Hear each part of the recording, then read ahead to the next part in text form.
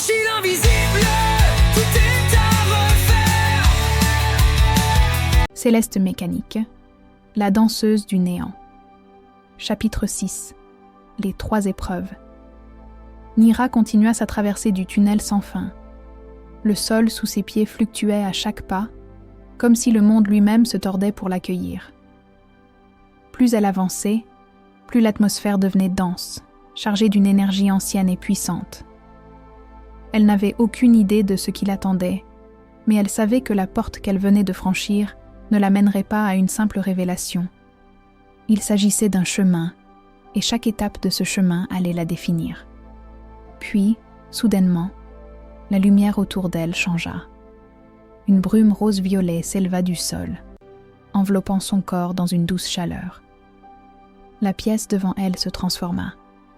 Elle ne se trouvait plus dans un tunnel, mais dans une vaste salle ronde. Des murs de verre tremblaient sous l'effet d'une force invisible. Et au centre, 3 portes, chacune ornée d'un symbole mystérieux. Chacune d'elles brillait d'une lueur différente, comme un reflet de ses propres émotions. La première porte était encadrée par une silhouette en ombre, tout en douceur, presque imperceptible, mais d'une présence indéniable. La seconde porte, elle, était encadrée d'un miroir d'un rouge profond, presque écarlate, et la lumière qui en émanait semblait brouiller la réalité autour d'elle. La dernière porte était encadrée par un fractal géométrique, une structure infinie de formes en mouvement, semblant se replier sur elle-même à chaque instant. Une voix douce, celle qu'elle avait déjà entendue, résonna dans la pièce. 3 épreuves, 3 visages de toi-même. Nira se tourna lentement, son regard se fixant sur la porte à l'ombre douce. L'ombre douce. Elle s'approcha de la porte sans hésitation. Elle savait que c'était la première étape, un aspect d'elle-même qu'elle devait apprivoiser avant tout. L'ombre douce.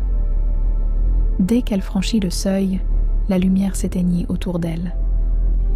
Le monde sembla se fondre dans une obscurité profonde, où chaque respiration de Nira résonnait comme un écho lointain.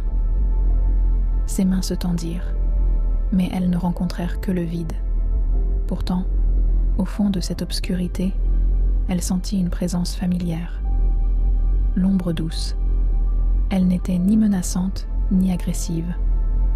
En fait, elle n'était rien de ce qu'elle avait imaginé. C'était une entité qui semblait plus proche d'un murmure, d'une caresse d'air, un soupir qui s'épanouissait dans le silence. Puis, une forme se dessina dans l'obscurité, un reflet d'elle-même, mais flou, presque irréel. Une version d'elle qui n'avait jamais osé s'exprimer pleinement. Une version qui portait en elle toutes les peurs et les douleurs qu'elle avait longtemps ignorées. L'ombre douce ne parlait pas, mais Nira pouvait entendre son propre cœur battre plus fort. Elle s'approcha de l'entité, et en faisant un pas de plus, elle entendit un souffle. Le murmure de l'ombre douce s'éleva doucement dans son esprit, une question suspendue. « Que fuis-tu, Nira ?» Les mots se tissèrent dans son esprit comme une chanson ancienne. Elle savait que cette question n'était pas celle d'une entité extérieure, mais bien de son propre cœur. Elle devait répondre. Elle devait accepter. Elle répondit enfin, sa voix tremblante mais forte. La douleur, la faiblesse, la peur de ne pas être assez. L'ombre douce s'éloigna alors lentement, comme si elle prenait une forme plus tangible, et Nira sentit un apaisement se répandre en elle. La peur n'avait plus de prise. Elle n'était plus un monstre à fuir, mais une part d'elle qu'elle avait négligée. La lumière revint lentement, baignant la salle de sa lueur douce et chaleureuse. Nira se tourna vers la porte suivante, prête à affronter la suivante épreuve. Le miroir de vermeil. Elle franchit la porte suivante, qui la conduisit devant un immense miroir. Celui-ci était encadré d'un métal rouge, le miroir lui-même brillant d'un éclat presque douloureux. En le fixant, Nira aperçut une version d'elle-même qui semblait floue, vacillante, mais qui pourtant dégageait une grande force. Ses yeux étaient fermés, comme si elle s'apprêtait à se dévoiler. à s'observer sans artifice, sans filtre.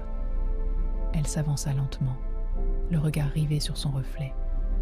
Le miroir vibra, une vibration douce mais insistante, et soudain, son propre reflet s'anima, ouvrant les yeux pour se poser sur elle.